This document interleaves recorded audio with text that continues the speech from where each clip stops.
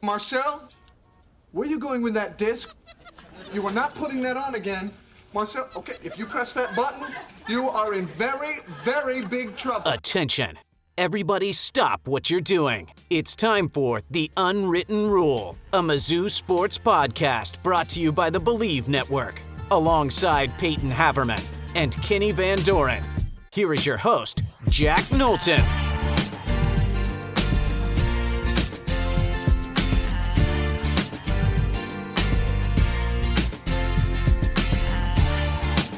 Welcome back to The Unwritten Rule. Today is Friday, May 15th. We, as always, are presented by FanDuel. And Payton, Kenny, I never thought I would start a show with how we're starting today's show.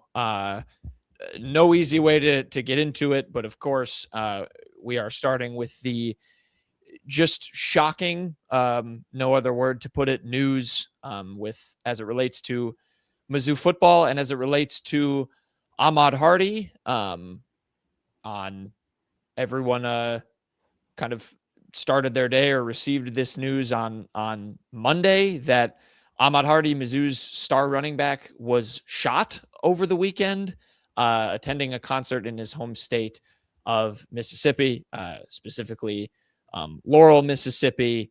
It was first kind of broken by a statement from Mizzou football, and details have sort of emerged from there. The shooting had occurred shortly after 2 a.m. On Sunday morning.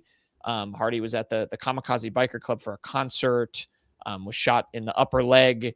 He has since returned to Columbia after being treated in Mississippi at the hospital, and is on a road to recovery, thankfully. And I do want to start with that, guys. And I know, we are talking about this because it is Ahmad Hardy and it relates to Mizzou football. And it is, of course, just extremely shocking from, a Mizzou football standpoint. But, it unfortunately, things like this happen a lot and shootings like this happen a lot. And I am very glad that no one was killed in it and no one else was more severely hurt that I know. I haven't done too much reading into the investigation that's come of the shooting. But it's just very sad and scary, to me, and sobering that these things, do happen relatively often and happen to someone, of course, with Mizzou ties in this case.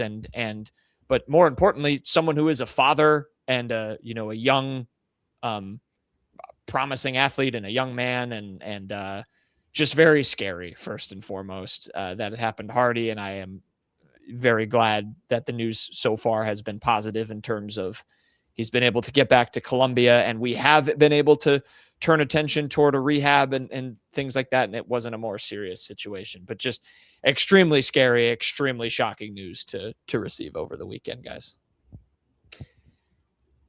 Yeah, there's no real easy way no fun way to start the show when you have to unfortunately speak on something like this. It's a shame that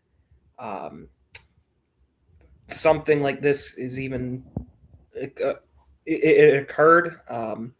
It's just something that I really never thought we'd have to talk about on the show, quite frankly. But that's just kind of how it is. Like you mentioned, I mean, very, very glad he's okay for the most part.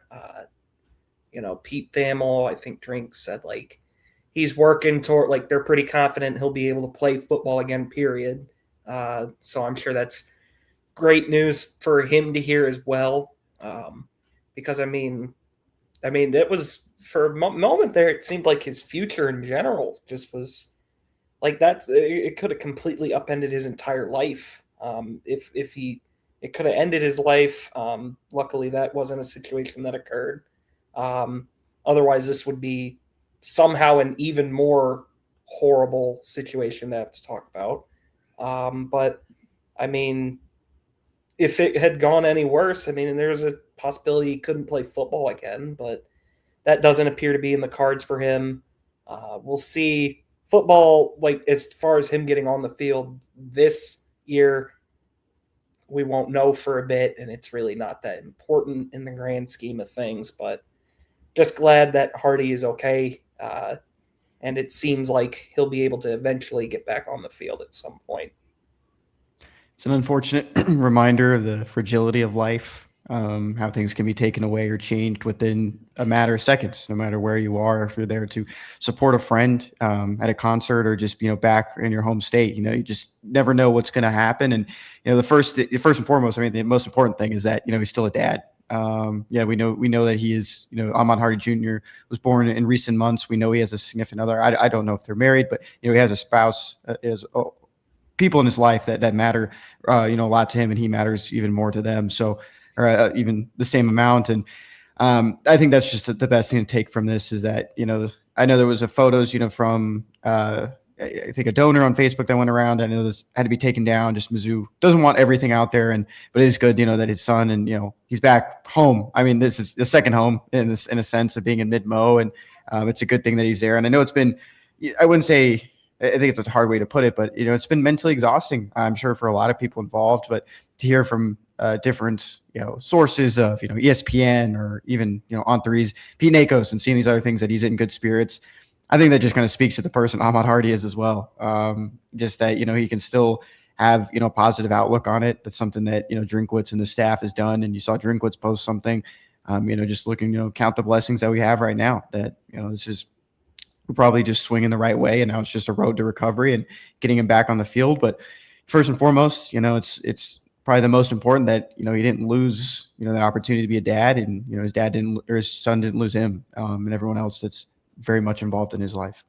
Yeah, well said from both of y'all. And I mean, to build on what you said, Kenny. I mean, I would hope it was his choice to return back to Columbia and start getting treated there. And we've heard, the words rehab like it was a regular serious injury. Obviously it's not, but again, I think that does kind of speak to his mentality, and yes, it's very great that he can, hopefully begin the grind back, and will do that, and seems eager to want to do that in, the choice that he made to go back to Columbia to get treated rather than stay in Mississippi. So, we hope for the best. And I'll just add, some full quotes of what Drinkwitz said with that recovery. He said he has said the timetable is not determined. We'll take it day by day. He will get back healthy. When you're dealing with elite athletes, getting back healthy, getting back to elite status is always a bit tricky in some of these situations. There's an opportunity that he'll be back this year. There's an opportunity that he couldn't be back this year. We won't know those answers for a few weeks, but he's got the full support of MU Healthcare, and he's got the full support of our team as we continue to help him recover and work it day by day. Hardy, of course, and again, it's tough to segue off of, but we can just touch on it briefly. The football side of this, of course, he was such a massive player for Mizzou just last season. 1,600 yards, 16 touchdowns. He has, I didn't know this, exactly 3,000 yards in his career, actually, 29 touchdowns over his first 2 seasons. That'll get you in the Hall of Fame in baseball. It's like an auto bid, even though it's not in the rules. Just a 3,000? 3,000 hit club. Yeah, it's like if only getting a yard where his heart is getting a hit. Getting a hit in baseball. So, of course, a massive piece. And again, we are not here to speculate on what that recovery might look like, but the reality for Mizzou, Payton, is it should be taken as slow as it needs to be taken. And I think everyone involved has said the right things thus far, and will treat that process as such. But if it's a reality next year, it might be a Jamal Roberts RB1 situation next season, which, again, we had talked about Hardy as the best running back in the country. We had talked about Mizzou as having the best running back tandem in the country. And, it might be, it might be Roberts' time, depending on how it goes, which is, of course, considering how great he was as a compliment to Ahmad Hardy and how he was able to shine in his own right, is a strong person to come step in on the field, as of course we hope for the best for Hardy off of it, Payton. Yeah, I mean, certainly without Hardy, which, I think like you mentioned, there's no reason at all to rush any sort of thing with Hardy right now. And, it's not the reason you wouldn't do it, but I mean, having Jamal Roberts in your back pocket certainly helps kind of alleviate the on-field loss. Certainly a guy that Drinkwitz himself acknowledged had plenty of opportunities to go elsewhere. Almost certainly took less to stay with Mizzou. It'll be if unfortunately Hardy isn't able to go. I certainly still am not that stressed about the run game, but again, that's all secondary. We'll wait and see where Hardy is in about a month or a few weeks, whenever the timeline is set. But certainly, I trust Roberts would be ready to go in that instance. Yeah, it's a tough conversation to have just in the light of everything that's going on. And I'm sure there might not be some people that want to hear anything just about, the future, the state of it. And fortunately, it's just a part of the conversation and the questions that others might have, because you just never know. I mean, not many people probably knew who was behind Luther Burden and Theo Weiss, a wide receiver a couple of years ago, who was really making an impact besides, the top two. And that could be the same here. And I think that Zayshawn Edwards pickup is, going to pay dividends in the future, especially just with, Jamal Roberts and Ahmad Hardy possibly being NFL guys in the next couple of years. And it's just kind of going down the list. And I think there's a lot of trust in Curtis Looper to get these guys ready just in the case. And as long as we don't really know anything either, we can't even tell you, that those are going to be the top two guys anyways. Yeah, I agree. It's a tough thing to segue off of, our brains, the way like many do, when you think of it as a traditional injury, of course, it's easy to go to that next man and start to talk about that. But, we've got a long road still to the season. But it is, of course, worth mentioning, Missouri does have a talented guy alongside Hardy and Jamal Roberts, 753 yards, 6 touchdowns last season. If that ends up being the situation, it makes it potentially all the more great that Roberts decided to stay. But we hope first and foremost that it is still the running back tandem that Mizzou fans were looking forward to watching yet again, of Hardy and Roberts. I think college football fans were looking forward to that in general. I mean, it's been so fun seeing all the hype that you see all these national people putting around that running back room. And just a very sobering and sad thing to see, but grateful that Ahmad is on the road to recovery. And we just have to talk more about it as potentially now a timetable is laid out. That is just the reality from a football standpoint. But in these immediate days, I think the thing has been continued to have been focused on the personal, and that's what's important. So as best we could talk about, I think it's just hard for us, right, guy? I think I could speak for the three of us. It's just not, we're all human beings. It's not a, we want to talk about the team and focus on in reality, unimportant stuff like depth chart and who's going to be suiting up and what this team will look like in the fall. And it's just a hard thing to do when a human being is impacted, and a human being that the Mizzou community cares about greatly has had this happen to him. It's just it's very difficult, but best wishes to Ahmad and his family. We will see what timetable emerges in the next few weeks. There is no easy way to segue off of that. There was some brighter news for Mizzou men's basketball in that realm that we have not been able to address, as it also happened in the last few days. We had another transfer addition, and potentially, I would say likely, the final one for Mizzou men's basketball. The Tigers adding their 5th transfer. It's Jordan Crawford from South Dakota. An interesting name here, a guy who I saw was on campus, and that was really the first I had heard of him. If you'd been scouring message boards, maybe more than I have, you might have seen some rumblings about Crawford, but I don't think it's a guy we've brought up on this show, and he is now in the fold. He comes over from South Dakota. It will be his 4th school in 4 seasons, going into his 4th year. He's a true senior, or a rising true senior. last year with the Coyotes. They're the Coyotes, right, Peyton? Not the Coyotes that they call Coyotes. It's actually the Coyotes. I think they're just the They're Coyotes. just the Coyotes. Are they just the Coyotes? I think they're the Coyotes. I thought Isn't they that were- the same word? It's like Yeah, it's the same word. It's like just the. a Yeah, you just coyote turn is it. the same as a coyote. Yeah, it's just like pecan or pecan or. But I thought pecan. maybe it Pecan. is the same word, but I thought they called them the Coyotes. I don't know. I'm sure you can call them either. Well, we can ask Jordan Crawford if he wants to come on this show. Last year with South Dakota, 14.5 points, just under 3 rebounds, 1.4 assists, 1.2 steals. He got those points per game on splits of 41.4 from the field, 36.8% from 3, and 74.5 from the line. The 3-point numbers, I think, will be the thing we talk about the most here, but a little more about him. Played for Pat Kelsey at Charleston, who is, of course, the coach at Louisville now in his first season, then went to Eastern Kentucky as a sophomore and really broke through this year as a junior, coming over to South Dakota, was about 7 points a game, I want to say, at Eastern Kentucky, and then really rose through the ranks. And this is what I'll bring up as I start to translate into how he can impact to Mizzou. Thrived in a backcourt with a guy who I actually had on my transfer portal kind of big board for a while at South Dakota. It was Isaac Burns, if you guys remember him. He averaged around 20 a game at South Dakota and shot around 39% from 3. He ended up at USC in the transfer portal.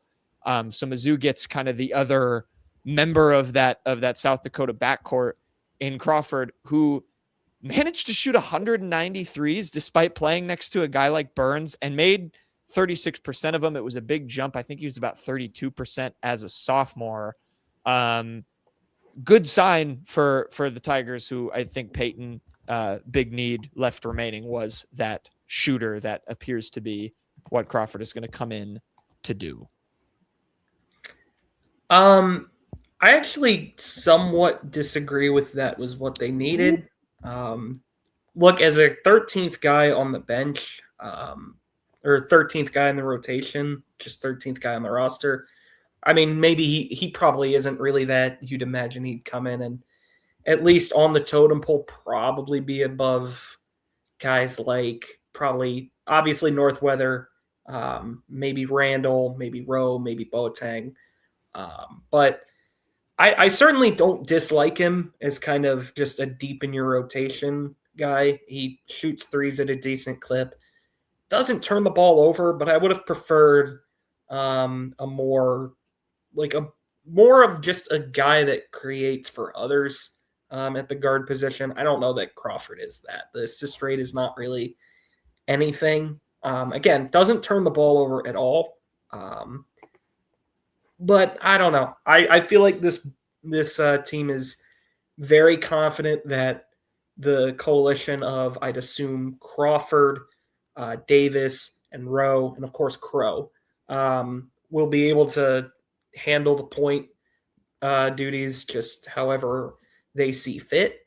I'm not so sure. I'd have liked to have seen like a Nick Honor type, ideally, more than a Crawford type.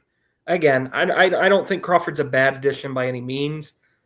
I think he's more of a guy that comes in, plays 10 to 15 minutes or so, than like a big-time contributor, which is perfectly fine as your last portal addition.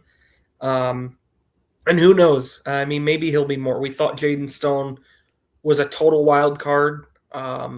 We didn't really try to even set any expectations for Jaden Stone, and he turned out to be one of the team's best players. Not saying that's Jordan Crawford at all. I don't think the odds favor that, but I don't know. I would have liked to have seen someone that's more of a ball handler than a shooter. Crawford, again, not a bad shooter at all. Seems like a perfectly solid spot-up shooter. And maybe that's what they just want him to do, and maybe Kennard Davis will be more of a guy that they really trust to handle the ball a bit as a combo guard, but we'll see how it all shakes out. Got a fun trivia question for you guys. He scored the third most points. Jordan Crawford scored the third most points in the South Dakota Mizzou game early in the season. It was the 6th game of the year, 5th home game for the Tigers. The leading scorer in this game, of course, Mark Mitchell. Do you guys want to guess who scored the 2nd most points in this game? And it was a Mizzou Tiger. Ooh. Javon Porter. Yeah, it was Javon Porter. Wow. He scored this was the game 19. he went ballistic in. He didn't miss a shot from the field. He made his lone free throw. He had 12 rebounds. We did talk about recently, this was also something funny. Luke Northweather did start this game as well. It's around the time Sean Phillips was out for a couple games. Sebastian Mack played 21 minutes. He took 11 shots. He had 13 points. Oh, man. The starting lineup is awesome. Landed anywhere? No, not yet. This is an awesome rotation, though. The starting 5. Luke Northweather, Javon Porter, Anthony Robinson, Sebastian Mack, and Mark Mitchell. That is a box score for the ages. And now a guy who's on the Mizzou team from the other squad.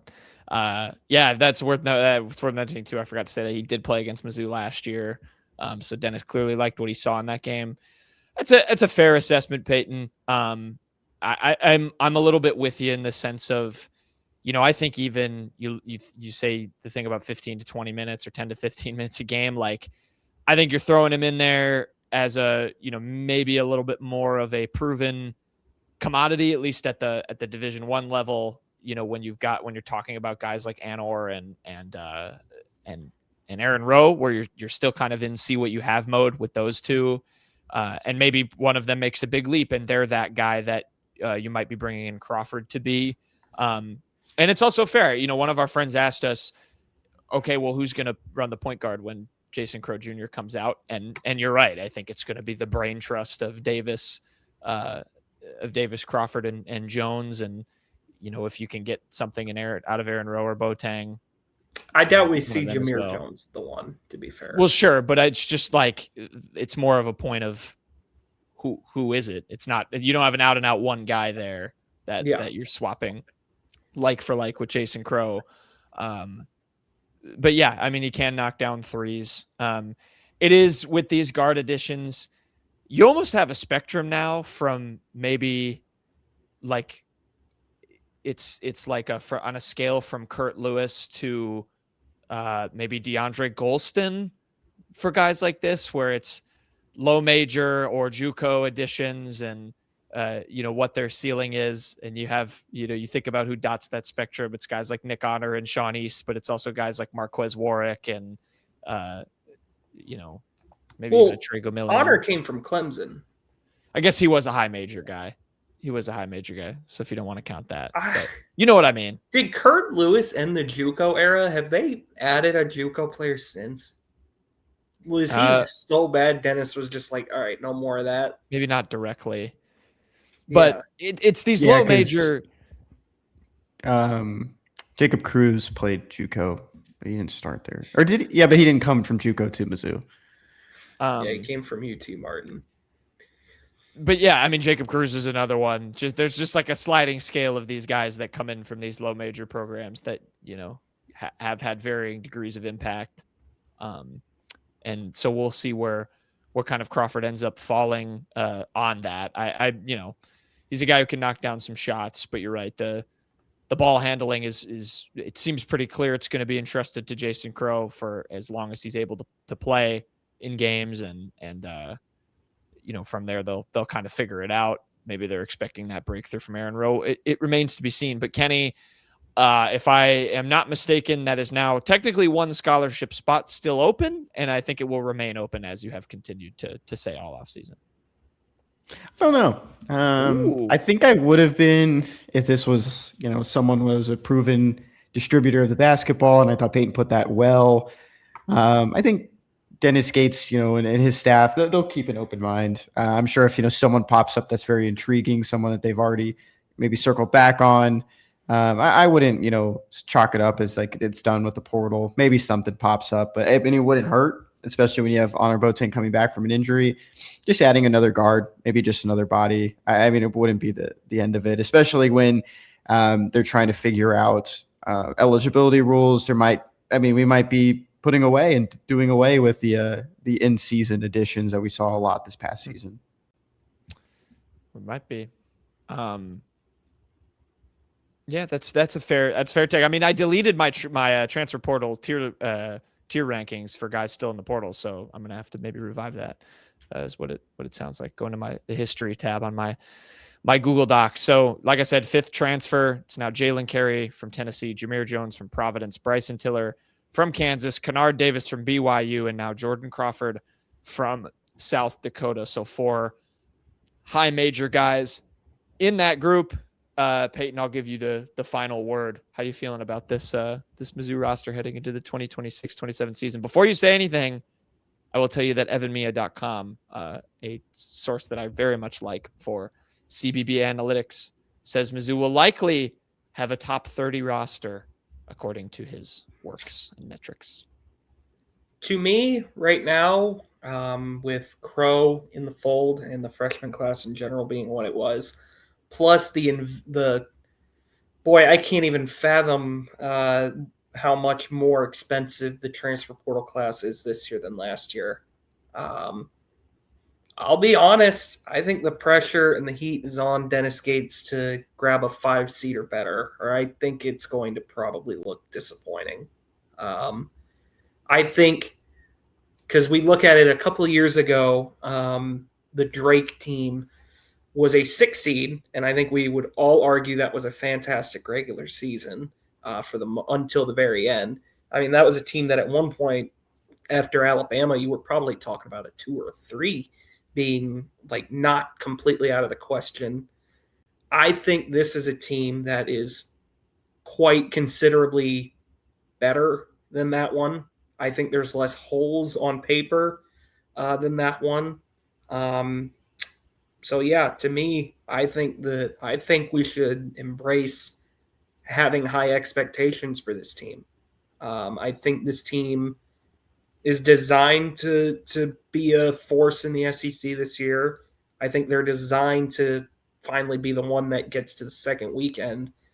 I think they're probably I would have to guess this is a top 20 paid roster in college basketball right now. I would be surprised if it weren't. And I think expectations need to rise as such. I think Dennis Gates is under pressure to get it done with this roster. Kenny, you in agreement? I think so. And I asked you this question one of the recent shows when we were doing quick hits, Jack, and Payton wasn't there for it. Has Dennis Gates won you back at all, Payton? Has he won any of your trust back this offseason after that finish? Nothing? No. My trust level with Gates is the same as it was the day of Miami. I mean, like, this is it. Like, this is the team. You better show us something. And look, here's the thing. I'm going to shift from the second weekend or bust mandate. I think let's look at it this way. Now, if they're an 8 or 9 seed come March and they flame out again, there's going to be some really difficult conversations that need to be had. But if this team is like a 5 seed, let's say, they win, they don't get upset in the first round, and they lose to a 4 seed, and they're like, you look back at SEC play, they were top 4 in SEC. They maybe made the SEC semis. I can't imagine I'm going to be in a position where I'll go, nope, that's it. You got to fire Dennis Gates because they lost to, in theory, a 4 seed in my scenario there. So I won't do the second weekend or bust mandate, but I will put a caveat on that with, I think Missouri needs to be top 4 in the SEC or something close to that. Or they need to make a second weekend run. Like, one of those two things needs to happen to me this year. I think I'm thinking with you, Payton. I think some of especially with like how much, and a lot of other people aren't like this, probably don't watch as much regular season basketball as we do, but like with how strong the SEC has been, that's a fair thing to throw in there too, incentive wise, because how, every team can get gypped in the tournament, randomly and get a bad matchup, but to go through the slog that is the SEC, and especially with how Mizzou has ended seasons in the regular season, to be able to sustain, a little bit of a run at the top or near the top, I think is valid and is going to become a lot more of a measuring stick now because of how much less valued making the tournament is going to be with it being expanded. So I think you are going to have to start factoring in those regular season results, because it's the same thing in the SEC tournament. I mean, we see runs. There has been some chaos in that the last few seasons. I even think back to like A&M, when they went to the final, I forget what seed they were, but a couple of years ago, and they were low. And so you get some of the chaos factors in the tournaments. I do think Dennis needs to win a couple of games in March. Don't get me wrong, but I like your take with that, with the SEC result, and if he can be that top 4, top 3, because those seasons you just feel particularly impressed with how good the league has been, and Mizzou's been able to be right there. We'll see how it goes. We'll see how Jordan Crawford factors into that. I hope he can play like the NBA Jordan Crawford. That'd be cool. I loved Jordan Crawford. Shout out. For now, we will segue. We'll finish off the show on the other side with quick hits.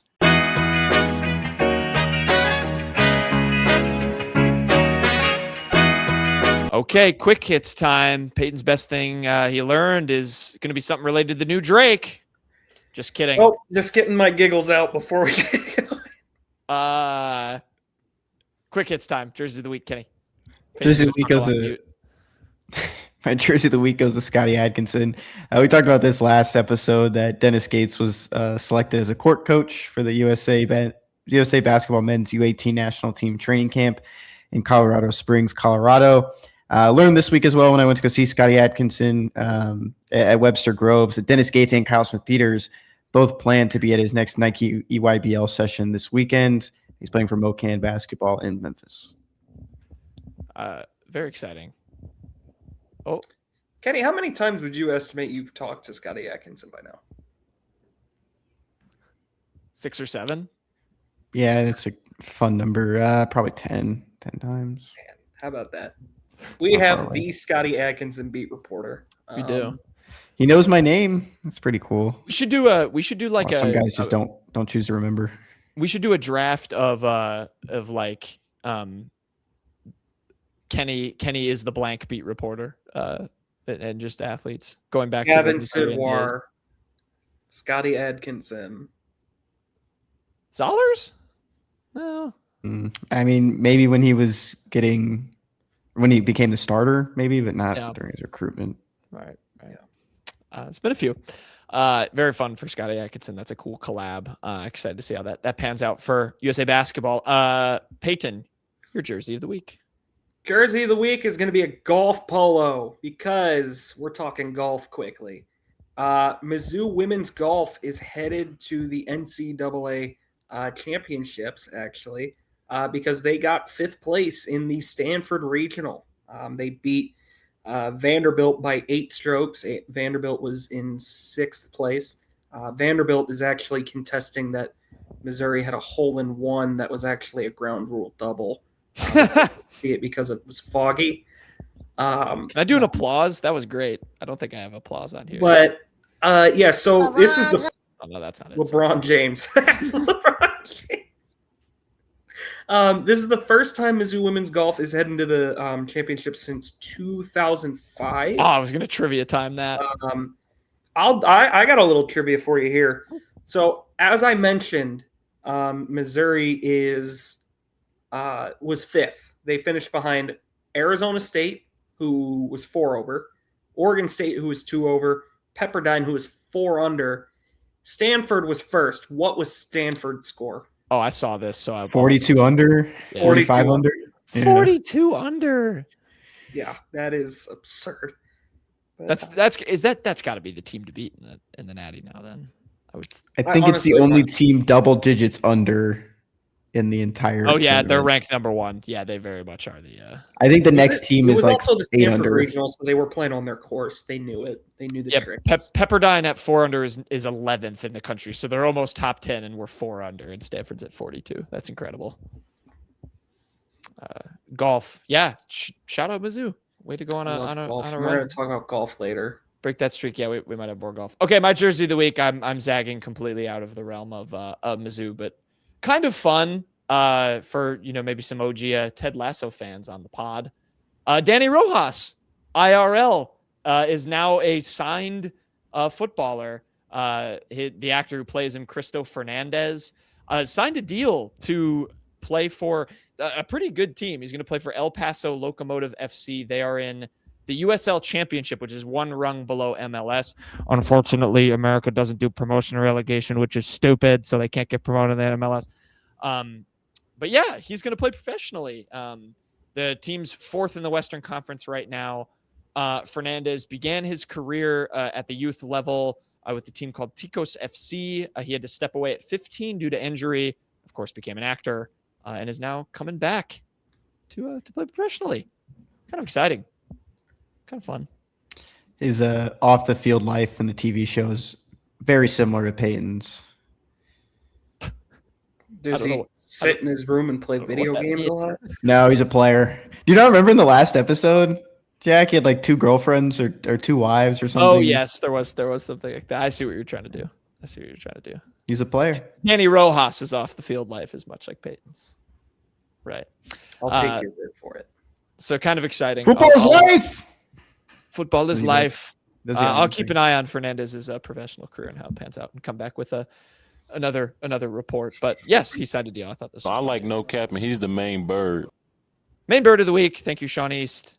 Kenny, can you do your impression of the bird that's on the screen right now? Please go subscribe on the YouTube. You got to do the hand. There you go. There you go. My main bird of the week is the the Cyhawk. Or no. Cyclone. Cyclone. The Cyhawk. Uh-oh. I was talking about the Iowa Hawkeyes earlier. I was just about to show my ID on camera, which would have been very stupid. I'm now an Iowa resident. Fun fact. There you go. Officially. Or an Iowa citizen? Iowa statesman? Yeah. The only thing I'll add, I saw this logo in a car recently. I was walking by. It was walking too fast. I couldn't get a photo of it in time. Well, is there a story as to why you picked this? I just said it. That I saw it on a car. That's the only story? Yeah, it's a bird, and like we've talked about this logo a lot. Did you trip and fall into the car? No, I ran past that place today though. Didn't see my blood or DNA on the ground. Or a chalk outline? Like this is where he was? They drew me in my phone. Your phone outline? Is it fixed? Yeah. No, it's a new one. Oh, you got a new one? Yeah. He was having mega issues with it. New phone guy. So your story is that you just saw this decal on a car. Yeah, I mean, we talked about the Iowa State logos a lot. I just thought it was a fun one. I am glad you picked it because we could see you do it again. So I like your side profile view of that. I will say. Yeah, I'll let that slide. All right, I guess Payton, your main bird. My main bird of the week is going to be Robin Goodman, the new Mizzou tennis head coach. If you're looking for a bird connection, guy's name is Robin. Robin is a bird. That's a good one. So there you go. Did we ever use that with Robin Pinchton before she was relieved of her duties? No, I don't think I did. Surely we did that once at least. I'm pretty sure she jumped in there at least once. Okay. Maybe. I don't know. I don't remember. But I think this is a good thing. Goodman was previously at Tennessee, believe, and he was at Tennessee, he was a head coach at Pacific for a few years. So, and the big thing with this is that Mizzou is not, again, while some programs are cutting tennis, some schools are cutting a number of sports. Tennis has been on kind of the forefront of the chopping block. Mizzou is not doing that. I think that's a good thing. Glad to see they're investing and still, hiring a coach. Some teams are not even doing so much as that. I mean, Anthony Christensen, who we've had on the show before, had a really good story about the last match Arkansas men's tennis ever played. I mean, it was in Fort Worth. They were in NCAA regionals, I believe. And that was just it. They lost, and that was the end of the program. So glad Missouri's not on the forefront of that. I'm glad to see that they're keeping their tennis program around. Payton. Yeah. Did you happen to look up where Robin Goodman played men's tennis? I did not look that up, no. Robin Goodman, first of all, I was actually trying to look up his age because I was shocked when you said he's coached 2 programs because he's a young-looking guy. He wasn't the head coach at Tennessee. First of all, he's from Cambridge, England, which is kind of fun. And it appears he played at Drake. Thoughts? I have no beef with Drake tennis. Okay, Drake tennis. That's it. Yeah, no problem with Drake tennis. I'm gonna make sure that I'm not getting a different Robin Goodman, though I would be shocked. No, he played at Drake, 4-year letter winner. Yeah, head coach at Pacific. I think he was like the main recruiting guy. Associate head coach, at Tennessee. So there you go. Yeah, but graduated in 2014. So he's a young guy. Best of luck to Mr. Goodman. My main bird of the week. How about a little NFL action, fellas? My main bird of the week will go to the Atlanta Falcons. You could also give it to the Baltimore Ravens in this scenario, or the Philadelphia Eagles, because they are 3 teams who will be going abroad for football. The NFL released its schedule of international games. I will run through them very, very quickly. In Melbourne, 49ers, Rams, week 1. Rio de Janeiro, Brazil, week 3. Ravens, Cowboys. Weeks 4 through 6, London games, Colts, Commanders, Eagles, Jaguars, and Texans, Jaguars. Kenny's Texans. Congrats, London. We'll be over in London. In Paris, Steelers, Saints, week 7. Madrid, Falcons, Bengals, week 9. Munich, Patriots against Dan Campbell and the Lions. And week 11, Mexico City, Vikings, Niners. Thoughts on the international games? Kenny, your team's going abroad. I am very psyched that the Niners are abroad twice. Sorry, let me say that again. Very psyched that the Niners are going abroad. Congrats to London for getting the NFL matchup of the year in Colts Commanders. If you'll remember, or no, was that Colts? Broncos? Wait, I have a trivia about this. Can I do a trivia about this? Yeah, sure. I believe I was in attendance for the last Colts Commanders game. Do you want to tell me who the quarterbacks were for those 2 teams? Wentz was the quarterback for one of them. No, he wasn't. He sure was not. Matt Ryan? No. Phillip Rivers? No. Andrew Luck? Sam Ellinger. Sam Ellinger. Yeah, was I knew that. Quarterback of the Colts. Who was that short guy who just retired recently for the Commanders? He played in the playoff game. That guy. Josh Johnson, Taylor Heineke. No. Okay, it's not Heineke.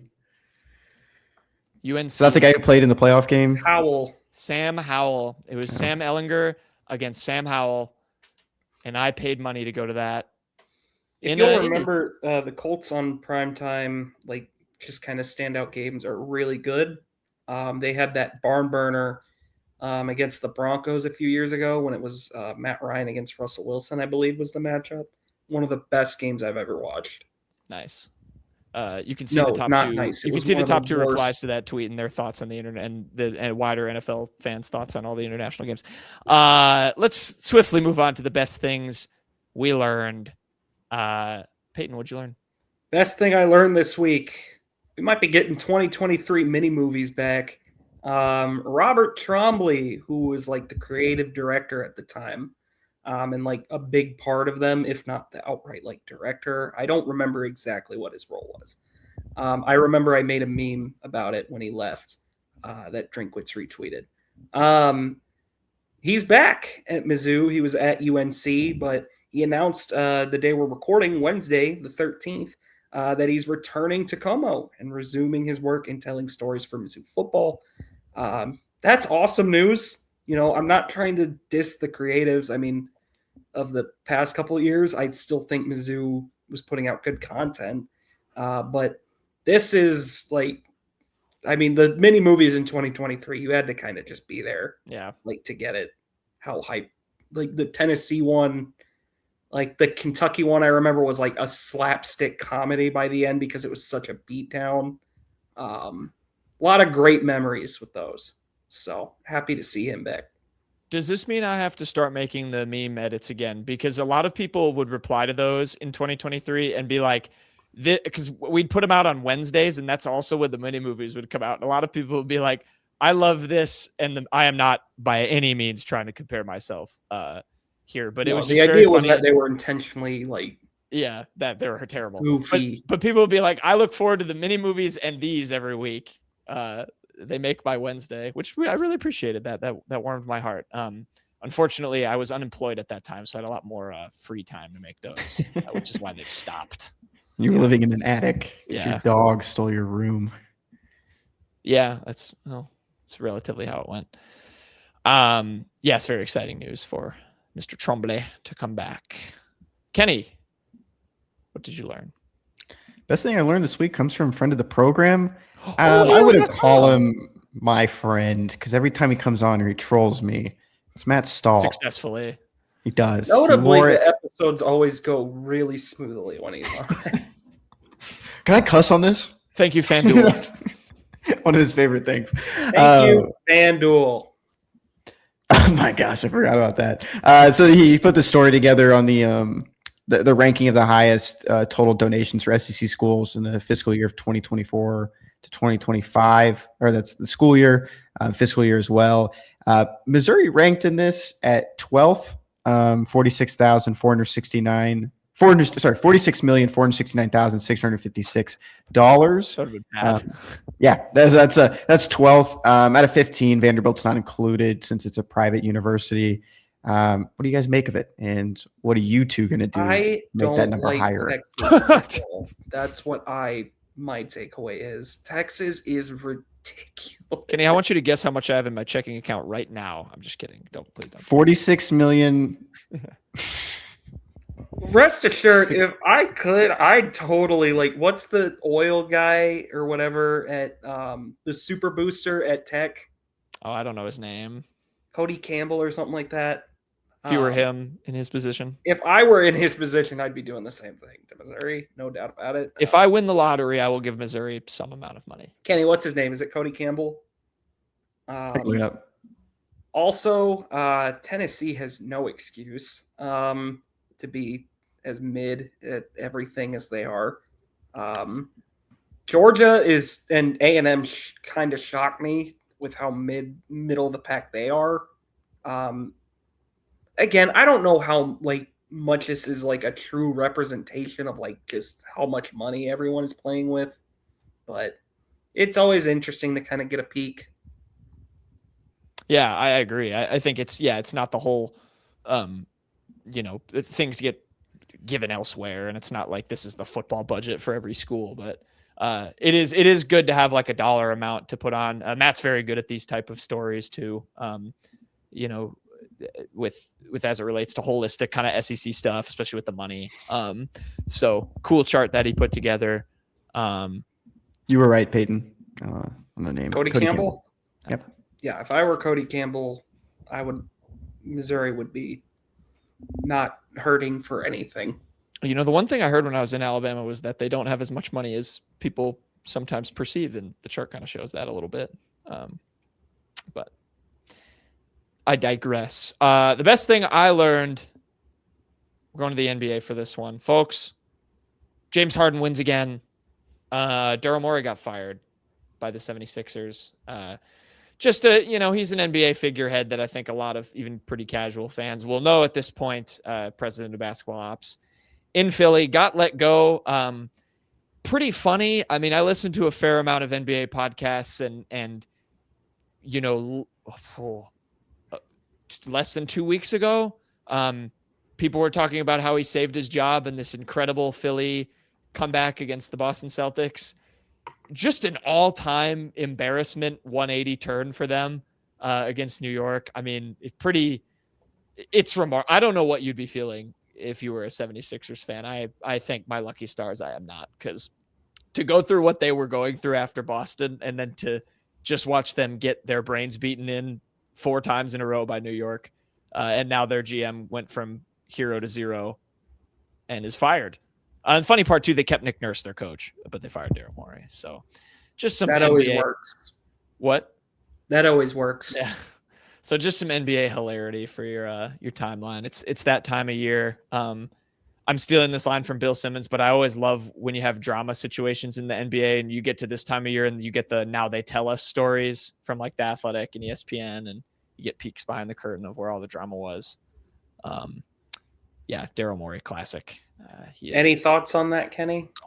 Kind of. LeBron might be a winner too. I don't know if there's still beef there. Oh, with Daryl Morey. Yeah. Why was there beef with Daryl Morey? Like, do you not remember the whole, like, they were both talking about China and the issues over in China, the United States, and Oh yeah, LeBron said Daryl Morey should get educated on the situation. It was a lot of just back and forth. It wasn't as upfront. I remember as the James Harden Yeah. part of it. wasn't as as upfront as what James Harden said. James Harden's still in the playoffs, making a comeback, 2-2. We know how that ends with the Pistons. Yeah, inevitably. But they got Donovan Mitchell. I love Donovan Mitchell. Best beats of the week. Yeah, Donovan Mitchell's not. Don't look up his playoff record either. Yeah. Best beats of the week presented by FanDuel. We already talked about the lottery. Did not go well for any of us. Did go very well for the Washington Wizards and Peyton's Bulls. Peyton, with that, what is your NBA draft themed beat for this week? I'm going to take AJ Dybantsa to be the number 1 overall pick, minus 350. Why? Because that is really what should happen, and I don't see any reason the Wizards would trade out of that. That's my only analysis. They might trade it. I really don't think so. Ace Bailey in number 1 or number 2. Ooh. I don't think the Jazz make that trade in a million years. Yeah. He wouldn't have to move. OKC. Why would OKC? Jalen Williams. No. There are rumblings that they maybe would trade Jalen Williams. I've heard that. I'm sure, but why would the Wizards want to do that? They wouldn't. I just am saying stuff. Which is, again, this is why this time of the year in the NBA is so great. You can just say stuff. Maybe the Bucks will trade Giannis for the number 1 pick. I don't know. I'm not trying to open that can of worms right now. Kenny, what's your best beat of the week? We got this time of the NBA. This time of the year for the NBA is great. The playoffs are going on. That's why it's also great. You can watch good basketball and then talk about crappy teams who are crappy at basketball and what stupid things they might do next. It's the best. The Kings are going to draft Bennett Sturts. Yeah, Peyton loves him. PGA Championship is this weekend. Let's get Brooks Koepka up there with a trophy in his hands. He hasn't really done anything in the last year, so this is a name recognition play. Plus 4,000. He can't even compete in signatures right now. Oh, so this line. He is in front of people like Justin Rose, Chris Goddard, Justin Thomas, like people who actually have a chance. Brooks is not. I'm not trying to be mean to Brooks. He's doing the right thing. He's working his way back into being a really competitive golfer again. I will totally, if he wins this weekend, I will come on this show and eat all the crow I need to. Because he is not going to win this weekend. I think you should eat a piece of paper. Okay. Did any of you guys do that as kids? No. Maybe once. I think I did. Oh my God. Colton, what's your best beat? Oh, stupid. I might be changing mine. Why? Because it's already on there. Oh, okay. It's right there. Yeah, it's right there. I might win your sympathy. Let me just say another name. Plus 25,000, Max Homa. To win. Talk about name recognition, Peyton. He's doing the exact same thing. That is dreadful. Does he actually qualify for this thing? That's insane. He's got odds on FanDuel. I didn't know he was in the field. No, I'll be more realistic. Plus 1,200, Cam Young.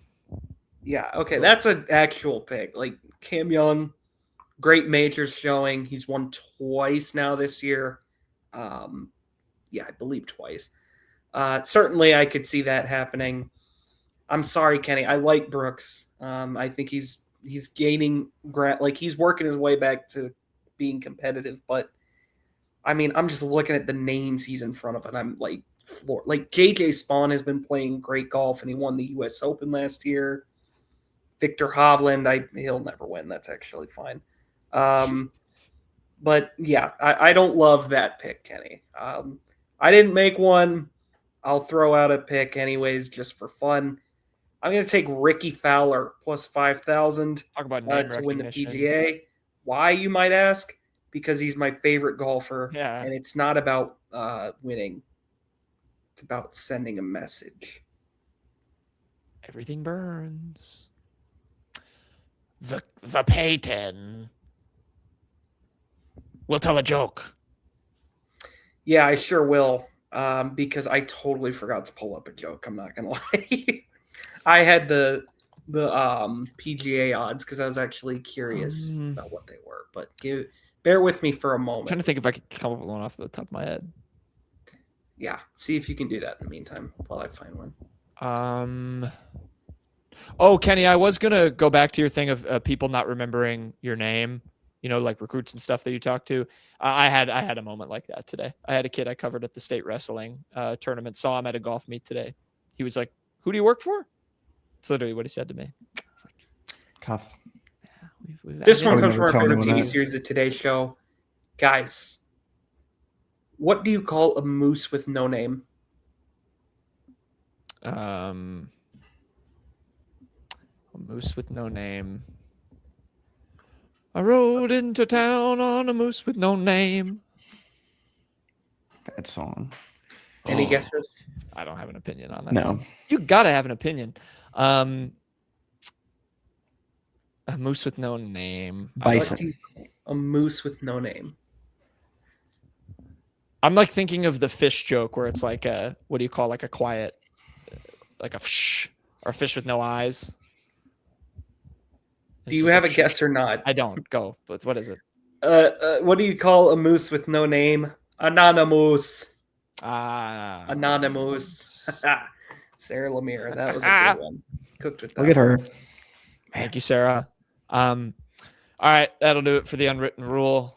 Thanks everybody for watching, listening. We'll be back with more happenings. Like we said, we will keep ourselves updated, as I'm sure you all will, with the Ahmad Hardy situation, and we'll see what happens if Mizzou men's basketball opts to fill that other roster spot, and more things, more happenings. Mizzou women's golf, we'll follow them to the national championship, see how they fare, and maybe I'll find some more Drake connections for Payton. Until then, we'll see you all next time. Bye-bye.